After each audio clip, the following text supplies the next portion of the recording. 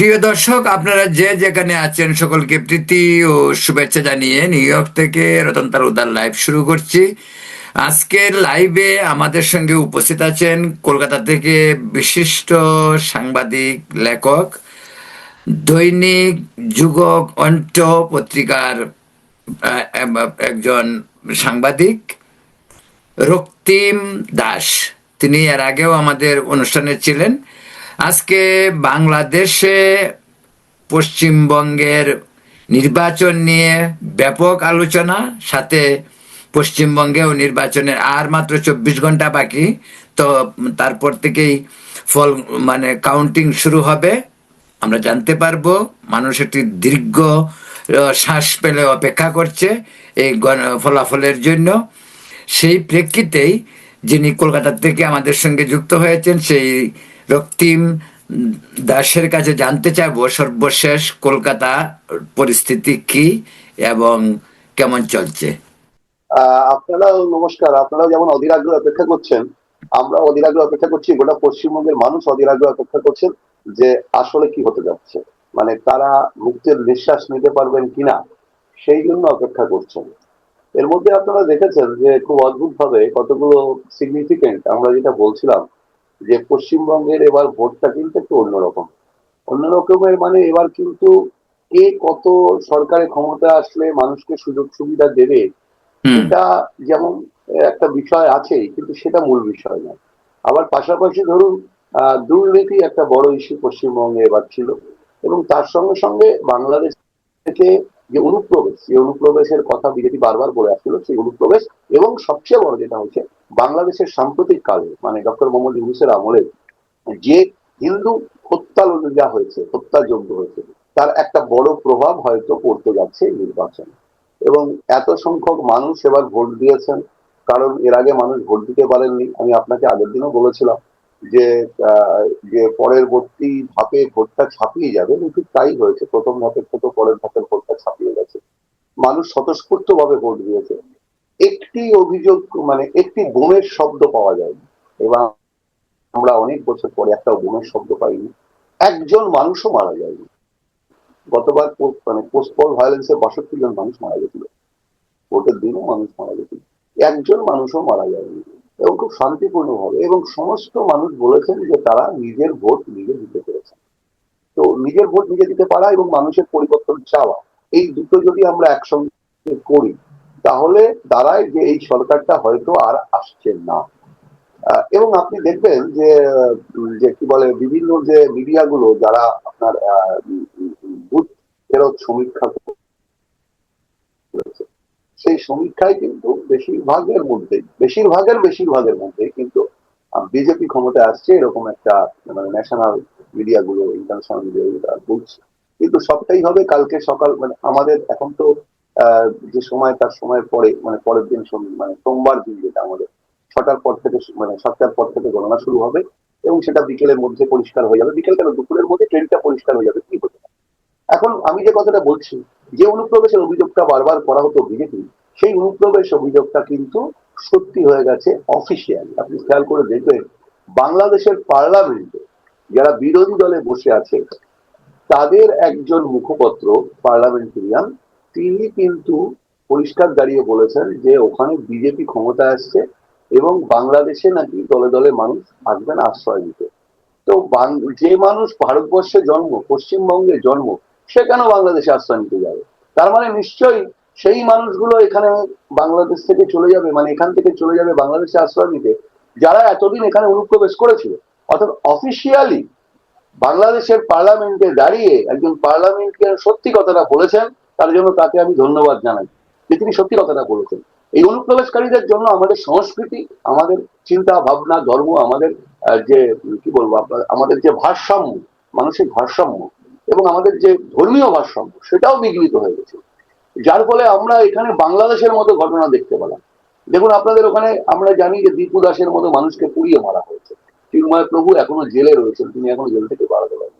এবং হিন্দুদের ওপরে যে মানে স্বতঃস্ফূর্ত হামলা হয়েছে ব্যাপক হারে, মব সৃষ্টি করে, আমরা দেখেছি বাংলাদেশের তৈরি হওয়ার পর থেকে বা পাকিস্তান সময় থেকে হিন্দুরা হচ্ছে সব টার্গেট। কোনো কিছু হলেই হিন্দুদের বাড়ি জ্বালিয়ে দাও, হিন্দুদের ধন সম্পদ লুট করো, হিন্দুদের হিন্দু রমণীদেরকে সম্ভ্রমহানি করো, এই কথাগুলো কিন্তু মানে বারবার হয়েছে। মানে যে সরকারই আসুক বাংলাদেশে, কেউ কিন্তু এর দায়ভার এড়াতে পারে না। সেখানে দাঁড়িয়ে আমাদের এখানে এই ঘটনাগুলো ঘটতো না, কিন্তু আমরা অদ্ভুত ভাবে দেখলাম যে পশ্চিমবঙ্গে যেখানে প্রায় 70% এখন বা 80% যাই বলুন না কেন আপনি হিন্দু আছে, সেখানেও বাংলাদেশের মতো ঘটনা যেখানে ঘটতে শুরু করে দিল। আমাদের এখানে চন্দন দাস এবং হরগোবিন্দ দাস, যারা এসআইআর নামক একটা ঘটনায় উত্তেজিত হয়ে গিয়ে তাদের কিছু জেহাদি গিয়ে খুন করলো, এবং তার ফলে মানুষ কিন্তু দুটোর সঙ্গে মিল খুঁজে পাচ্ছিল। এবং এই মিল খুঁজে পাওয়ার একটা ব্যাপক ইম্প্যাক্ট আমার মনে হয় এই ভোটের বাক্সে পড়তে চলেছে। এবং সেটা যদি সত্যি হয় তাহলে পশ্চিমবঙ্গে কিন্তু পরিবর্তন আসছে, এবং সেইটা কতটা আসছে কতটা কি মানে সেটা হতে পারে। আচ্ছা, আসামের মুখ্যমন্ত্রী, যেটা আমরা কাগজপত্র খবরে দেখলাম নিউজে, যে আসামের মুখ্যমন্ত্রী হিমন্ত বিশ্ব শর্মা, তিনি বাংলাদেশের অনুপ্রবেশ নিয়ে বেশ কথা বলছেন, যে বিষয়গুলিও খুব উত্তপ্ত আলোচনা হচ্ছে। এই সম্পর্কে আপনি কিছু জানেন? হ্যাঁ, দেখুন, আসাম তো মানে কি বলবো, আসামও তো এটা অনুপ্রবেশের সমস্যায় ভুগছিল ব্যাপকভাবে। বিশেষ করে ডাউন আসাম, যেটা মানে আপনার ধরুন ওই গোয়ালপুকুর থেকে শুরু করে ওই দিকটা, মানে যেটা পশ্চিমবঙ্গের সঙ্গে কানেক্টেড আসাম, এই অঞ্চলে তো ব্রহ্মপুত্র পেছন মানে তলার দিকটা চড়াঞ্চল, এখানে তো বহুদিন ধরে অনুপ্রবেশের সমস্যা আছে, বহুদিন ধরে। এবং সেই অনুপ্রবেশের সমস্যা মানে আজকে নয়, এবং সেখানে তারা বলেন মিয়া।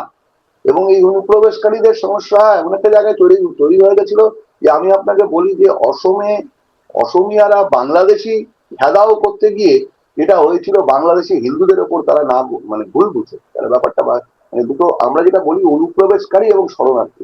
দেখুন, একজন মানুষ সে কিন্তু যখন আক্রান্ত হয়ে তার ঘটি বা মানে তার ঘর বাড়ি সমস্ত কিছু চলে যায়, তখন সে কিন্তু আরেকটা দেশে গিয়ে আশ্রয় নেয়, সে কিন্তু শরণার্থী, সে কিন্তু অনুপ্রবেশকারী তখন থাকে না, সে শরণার্থী। আর যখন কেউ ইচ্ছাকৃত ভাবে তার উপর কোনো হামলা হয়নি, কোনো কিছু হয়নি, সে আরেকটা দেশের সুযোগ সুবিধা নেওয়ার জন্য যায়, তখন সে কিন্তু অনুপ্রবেশকারী। তো ওখানে কি হয়েছিল, অসমে কি হয়েছিল, শরণার্থীরাও যেমন আশ্রয় নিয়েছিলেন তেমনি অনুপ্রবেশকারীরা আশ্রয় নিয়েছিল, কিন্তু অনুপ্রবেশকারীর সংখ্যাটা অনেক বেড়ে গেছিল। যে কারণে হিমন্ত বিশ্ব শর্মা এই কথাগুলো বলেছেন, এবং তিনি সঠিকভাবেই বলেছেন যে এদেরকে পুশব্যাক করতে হবে। এখন ধরুন এই যে পুশব্যাক, সারা ভারতবর্ষ জুড়ে যদি এই পুশব্যাকটা হচ্ছে, কম বেশি পুশব্যাক হচ্ছে, এই পুশব্যাকটা বিজেপি সরকার যদি পশ্চিমবঙ্গের ক্ষমতায় আসে, পরিষ্কার ভাবে আপনি বলছি যে এখানে পুশব্যাক হবে।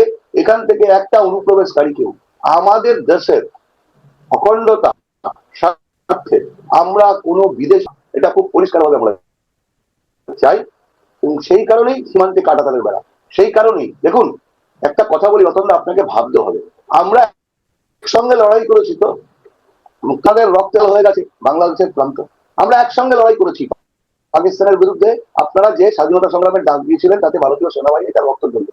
সে এখন কেউ কেউ অস্বীকার করছে ভারত নাকি ইচ্ছা করে গেছে, মুক্ত যাই বলুন না কেন, কিন্তু আপনাদের সঙ্গে আমাদের যে রিলেশন তৈরি হয়েছিল, সেই রিলেশনশিপের ভিত্তিতে আমি একটা কথা বলি, সেই রিলেশনশিপের বিরুদ্ধে সীমান্তে কাঁটাতারের বেড়া দেওয়ার কি সত্যি কোনো প্রয়োজন ছিল?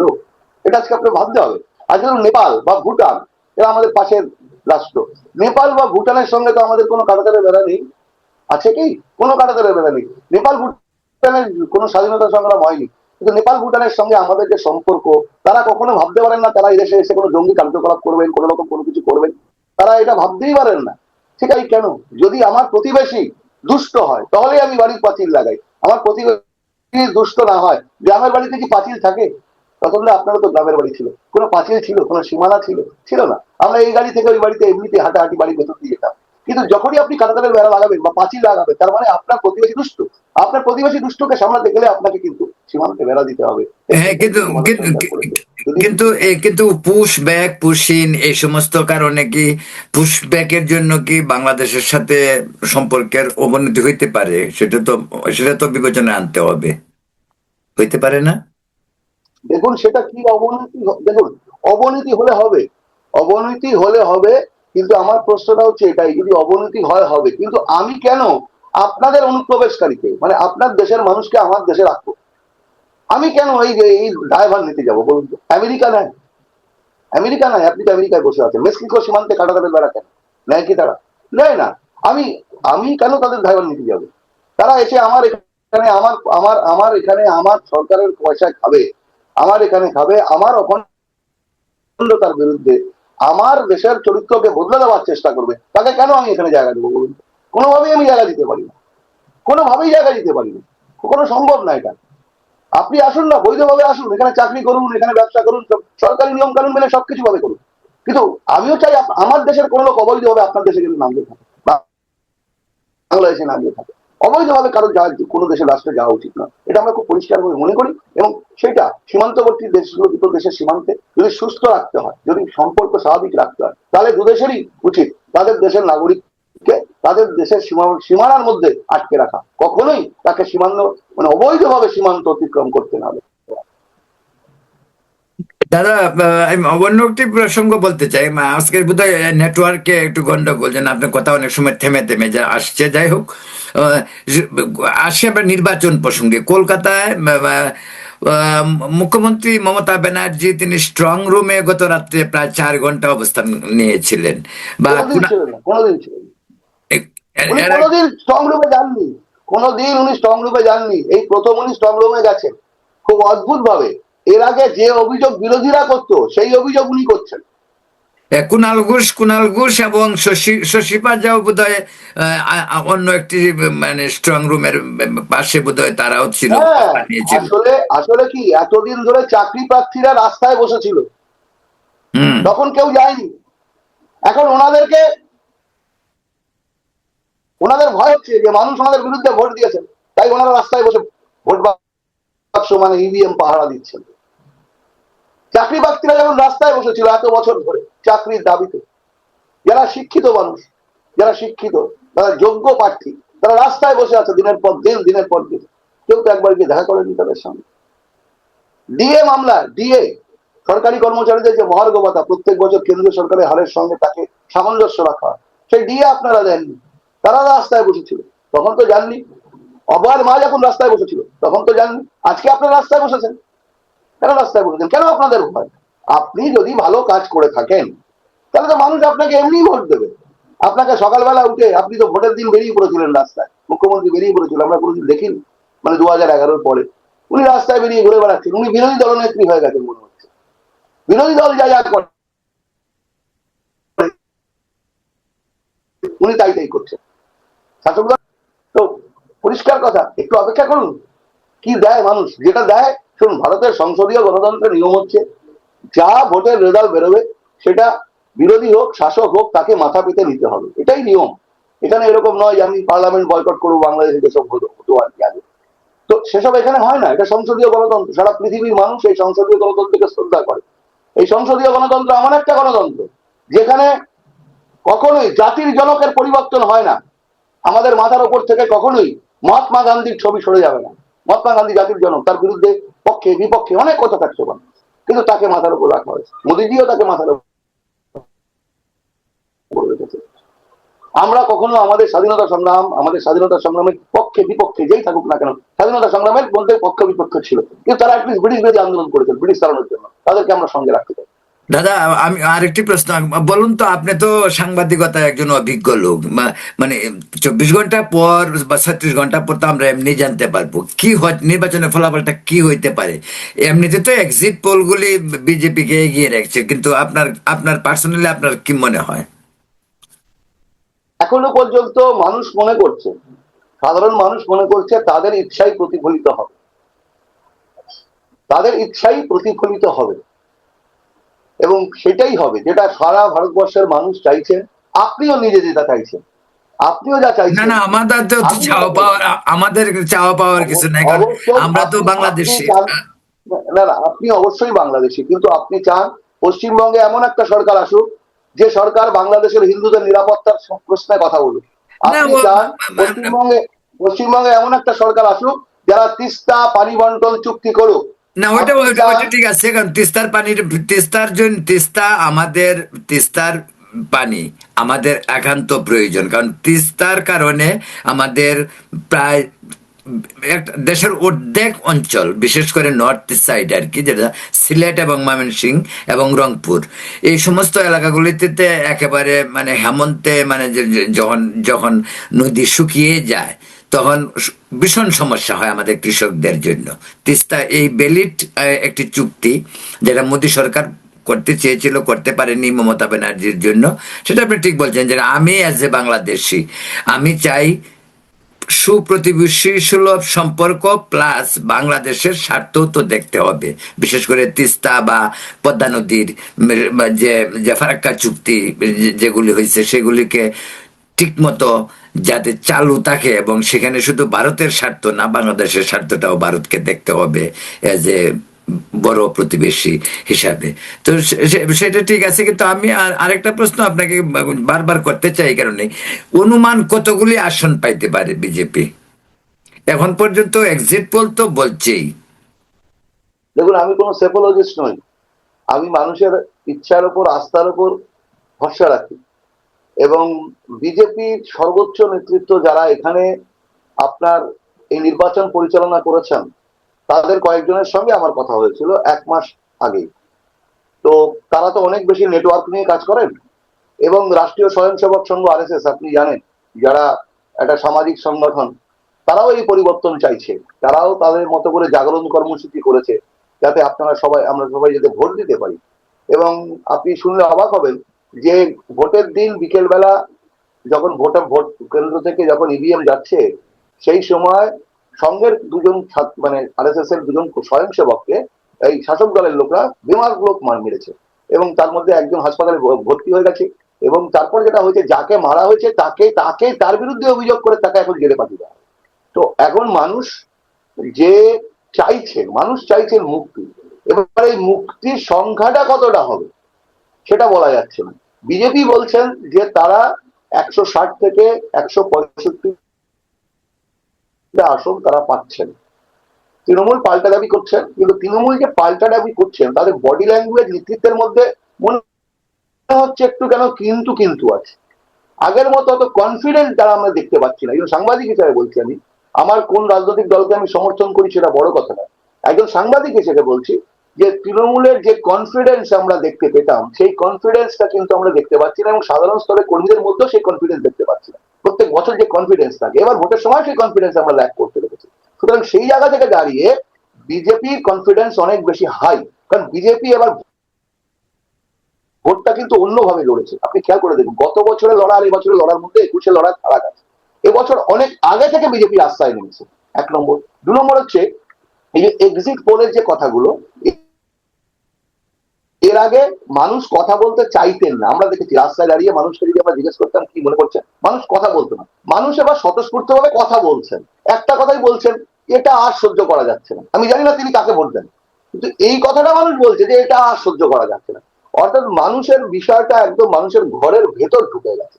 তো সেই জায়গাটা হচ্ছে তৃণমূলের কাছে খুব বড় বিপদের।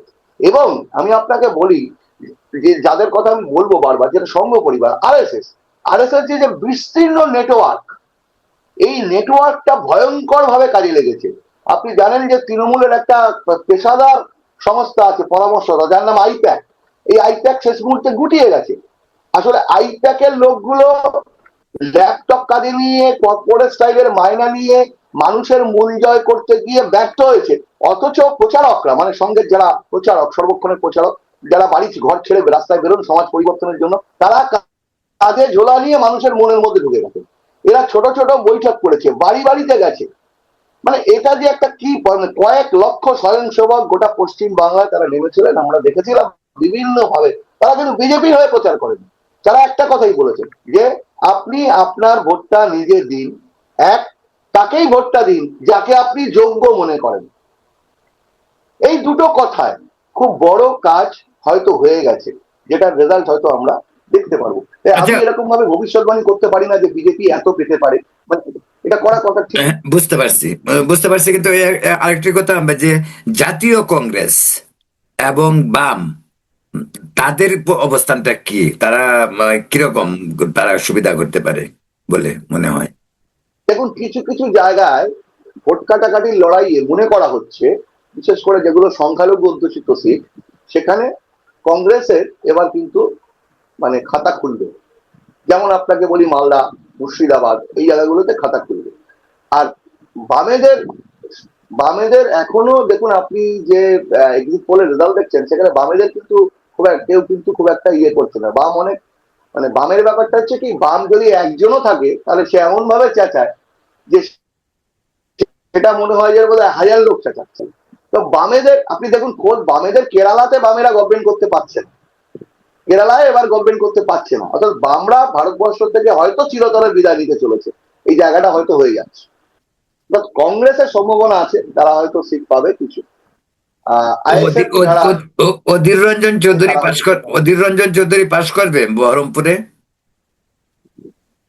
হ্যাঁ, অধীর রঞ্জন চৌধুরী পাশ করার যথেষ্ট সম্ভাবনা রয়েছে, আচ্ছা, এই যে যথেষ্ট ফুরফুরা সম্ভাবনা রয়েছে, শরীফ, মৌসুম বেঞ্জির সম্ভাবনা রয়েছে।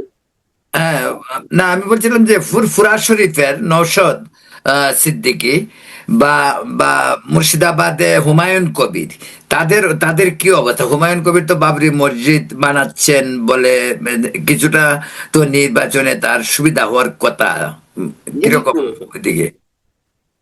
না না, সে হুমায়ুন কবির হয়তো নিজের সিট যেটা আছে, রেজিনগর বা নওদা, এগুলো এই সিট, এই দু একটা সিটে হয়তো উনি যেতে পারেন, পারেন, ইট বাট আছে।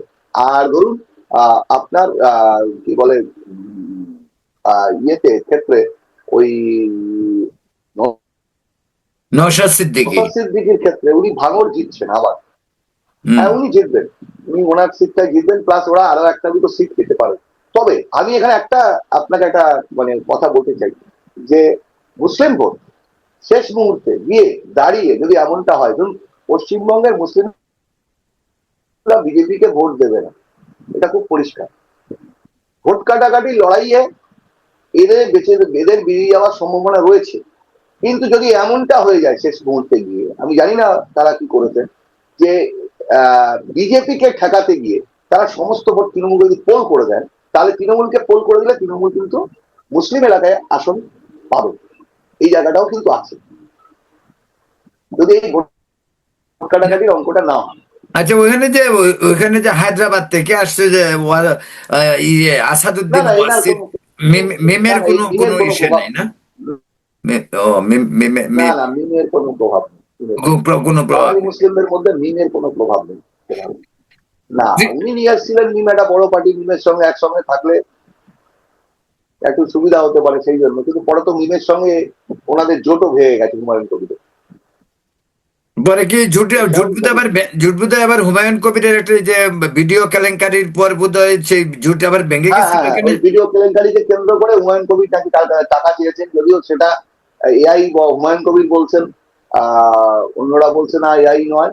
তো তাই সেই অভিযোগে হুমায়ুন কবিরের দলেরও কিছু লোক পার্টি ছেড়ে দিয়েছেন, আবার মিমও উইথড্র করে নিয়েছে যোগ। প্রিয় দর্শক, আপনারা হুমায়ুন কবির দেখছেন, একা কমপ্লিটলি। প্রিয় দর্শক আপনারা দেখছেন রতন তালুকদার লাইভ, সঙ্গে রয়েছেন কলকাতা থেকে রক্তিম দাস, বিশিষ্ট সাংবাদিক। আমরা সর্বশেষ আপডেট, আগামীকালকেই নির্বাচনের ফলাফল ঘোষণা করা হবে, আমরা সর্বশেষ আপডেট নিচ্ছি একেবারে শেষ পর্যায়ে। সর্বশেষ প্রশ্ন রক্তিম দা আপনাকে, সেটা হলো, ধরা যাক নির্বাচনের ফলাফল হলো, মমতা ব্যানার্জি পরাজিত হলো, এর পরিণতি থেকে কি গন্ডগোল হইতে পারে? যেটা মানে যেটা সবসময় পশ্চিমবঙ্গে একটা আফটার ইলেকশন একটা ম্যাথ কিন্তু গতবার হয়েছিল, যদিও তখন মানে তৃণমূল পাশ করেছিল। তো এবার যদি ধরা যাক বিজেপি যদি পাশ করে, তৃণমূল কি পাল্টা কোনো ইসে করতে পারে?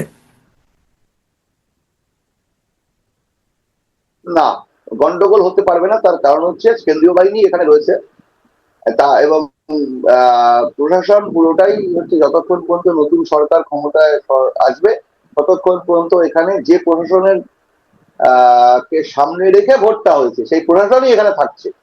সুতরাং গন্ডগোল হওয়ার কোনো সম্ভাবনা নেই। প্রশাসন, যা আমি আশা করি যে প্রশাসন যেভাবে ব্লাডলেস একটা নির্বাচন উপহার দিয়েছে বাংলার মানুষকে, ঠিক একইভাবে একটা আফটার পোল ভোটের রেজাল্ট বেরোনোর পরে আমাদের একটা এরকমই রক্তপাতহীন একটা সুন্দর সমাজকে উপহার দেবে। এবং আশা করি পশ্চিমবঙ্গের আর কোনো মায়ের বুক খালি হবে না। এবং আমিও এটা আশা করি যে দেখুন, রাজনীতির জায়গায়, আর বন্ধুত্ব সম্পর্ক, আত্মীয়তা, এগুলো আরেক জায়গায়। দিনের শেষে আমরা সবাই বাঙালি, সবাই ভারতীয়।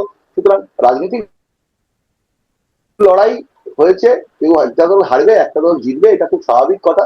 তো তাকে কেন্দ্র করে কারো উপর ব্যক্তিগতভাবে আক্রমণ করা এটা কখনোই বিষয় নয়। লড়াইটা হবে রাজনীতির ময়দানে, কখনোই ব্যক্তিগত কোনো আক্রমণ, কারো ঘরবাড়ি আক্রমণ করা, কাউকে ইয়ে করা, এটা এটা যদি বিজেপির লোকরাও করে আমি তার প্রতিবাদ করব, এটা যদি তৃণমূলও করে প্রতিবাদ করব। তাহলে এইটা কখনো কাম্য নয় একটা গণতন্ত্রের। কেন গণতন্ত্রের সর্বোচ্চ উৎসবটাই হচ্ছে ভোট।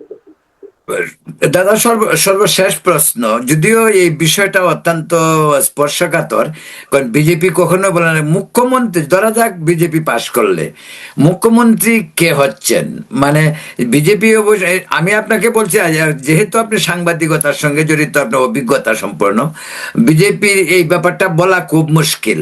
এটা এটা কখনোই কেউ জানে না, হঠাৎই হয়।